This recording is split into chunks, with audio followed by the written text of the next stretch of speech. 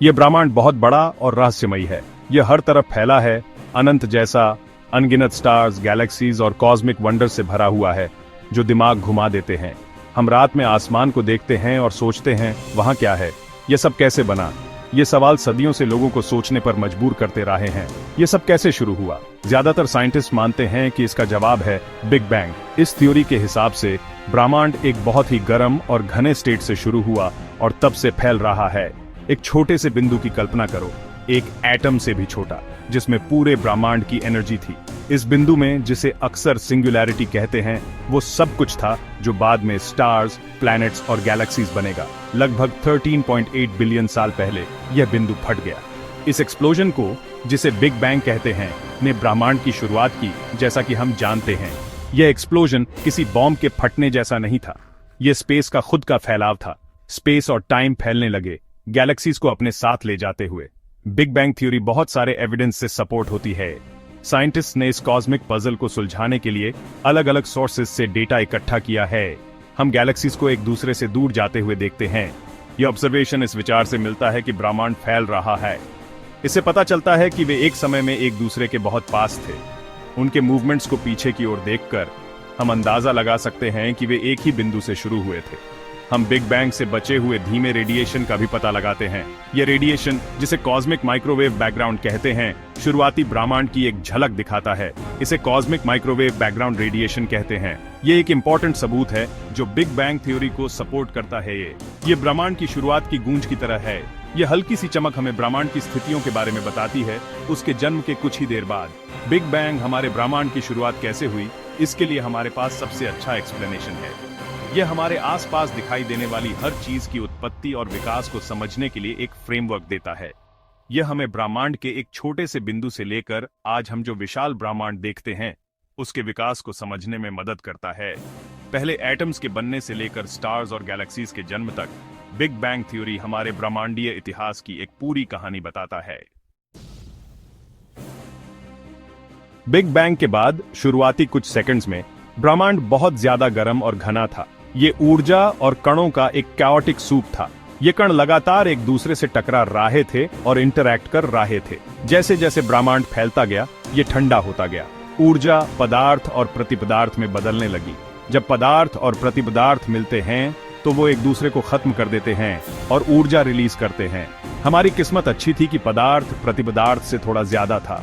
इसी थोड़े से इम्बैलेंस की वजह से पदार्थ बच गया और आज हम ब्रह्मांड में जो कुछ भी देखते हैं वो बन पाया। जैसे जैसे ब्रह्मांड फैलता गया और ठंडा होता गया, प्रकृति के मूलभूत बल अलग होने लगे। गुरुत्वाकर्षण, वो बल जो हमें जमीन से चिपकाए रखता है, अलग हो गया। बाकी बल जैसे इलेक्ट्रोमैग्नेटिक फोर्स और न्यूक्लियर फोर्स भी इमर्ज हुए। ये बल तय करते हैं कि कण कैसे इंटरैक्ट करते हैं और ये तारों, आकाशगंगाओं और जीवन के निर्माण के लिए बहुत जरूरी हैं। जैसे जैसे ब्रह्मांड ठंडा होता गया, सबसे सिंपल एलिमेंट्स बनने लगे। प्रोटॉन और न्यूट्रॉन, जो एटम्स के बिल्डिंग ब्लॉक्स हैं, मिलकर हाइड्रोजन और हीलियम बनाते हैं। आज भी ये दोनों एलिमेंट्स ब्रह्मांड में सबसे ज्यादा पाए जाते हैं। एलिमेंट्स के बनने के इस प्रोसेस को बिग बैंग न्यूक्लियोसिंथेसिस कहते हैं। ये बस कुछ मिनटों तक चला, लेकिन ब्रह्मांड के विकास के लिए बहुत जरूरी था। इन पहले एलिमेंट्स के बिना स्टार्स और गैलेक्सीज कभी नहीं बांटे। इस स्टेज में ब्रह्मांड अभी भी बहुत गर्म और घना था। यह हाइड्रोजन और हीलियम गैस के एक विशाल फॉग जैसा दिखता था, लेकिन इस फॉग के अंदर फ्यूचर स्ट्रक्चर्स के सीड्स उगने लगे थे। शुरुआती ब्रह्मांड में क्वांटम फ्लक्चुएशंस की वजह से डेंसिटी में छोटे चेंजेस आगे चलकर गैलेक्सीज और स्टार्स के बनने का कारण बनेंगे।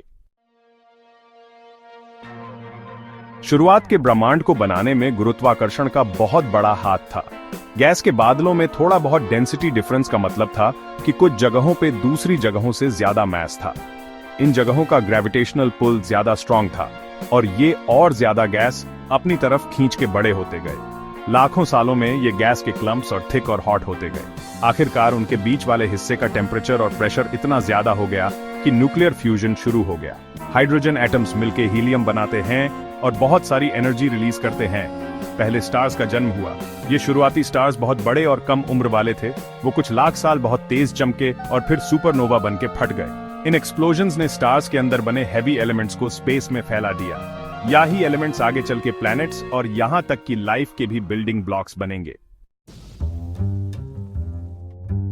हमारे जैसे सोलर सिस्टम्स का बनना ब्रह्मांड की कहानी का एक बहुत ही इंटरेस्टिंग चैप्टर है।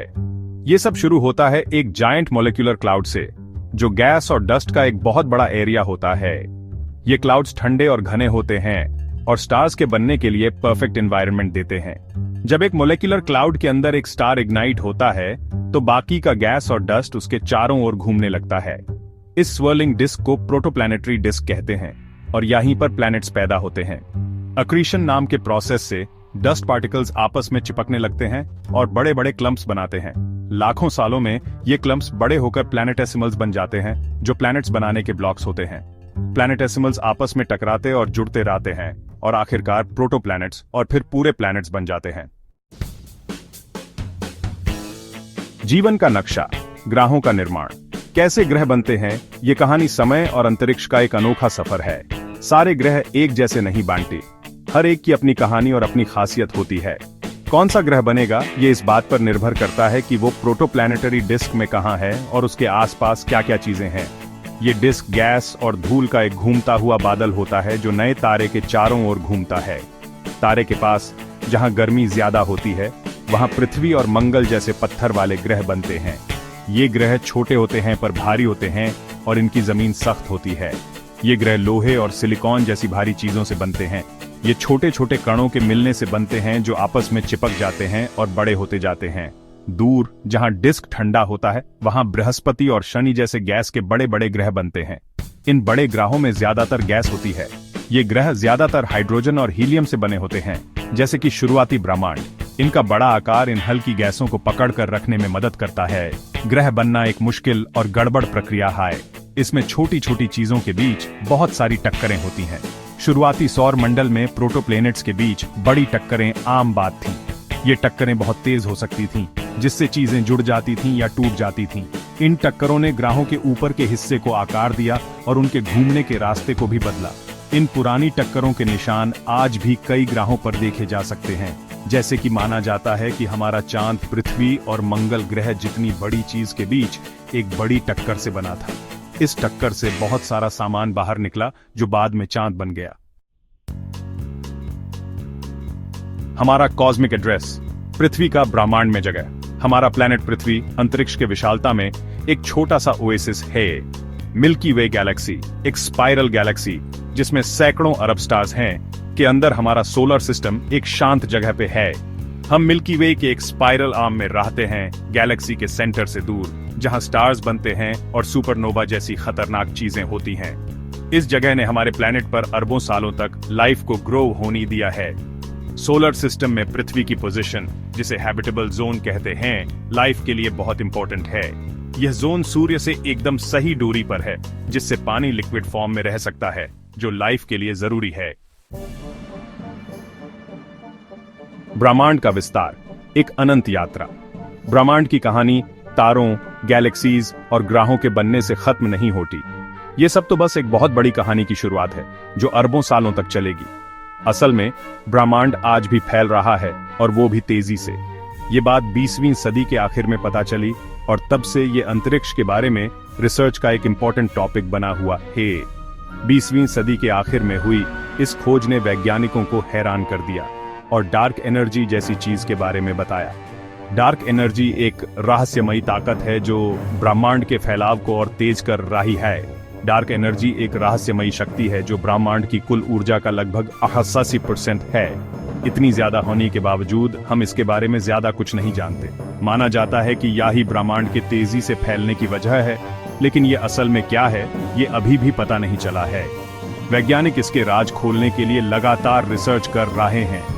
ब्रह्मांड के लगातार फैलते रहने का उसके भविष्य पर बहुत बड़ा असर पड़ेगा। जैसे जैसे गैलेक्सीज दूर होती जाएंगी, ब्रह्मांड एक सुनसान जगह बन जाएगा। जैसे जैसे ब्रह्मांड फैलेगा, गैलेक्सीज दूर होती जाएंगी और रात का आसमान एकदम अंधेरा और खाली हो जाएगा। तारे बुझ जाएंगे और नए तारे बनने बंद हो जाएंगे। इससे ब्रह्मांड ठंडा और अंधेरा हो जाएगा। लेकिन ये सब खरबों साल बाद होगा और ब्रह्मांड के बारे में नई नई खोजें हमें इसके भविष्य के बारे में और भी बातें बता रही हैं। ब्रह्मांड को समझने की कोशिश एक अनंत यात्रा है जिसमें बहुत सारी संभावनाएं और अभी तक अनसुलझे राज छुपे हैं। अभी तक अनसुलझे राज, mysteries yet to unfold. Big bang theory ब्रह्मांड की शुरुआत और उसके विकास के बारे में काफी कुछ बताता है, लेकिन अभी भी कई राज हैं। बिग बैंग हुआ कैसे? डार्क मैटर क्या है? वो अनदेखी चीज जो ब्रह्मांड का लगभग 27% है। ब्रह्मांड का आखिर क्या होगा? ये कुछ ऐसे सवाल हैं जो वैज्ञानिकों को हमेशा सोचने और नई खोज करने के लिए प्रेरित करते हैं। ब्रह्मांड के बारे में सीखना एक सफर है और हर नई खोज, हर नया सिद्धांत हमें ब्रह्मांड में अपनी जगह समझने में मदद करता है। ब्रह्मांड बहुत बड़ा और अद्भुत है और इसकी कहानी अभी लिखी जा रही है।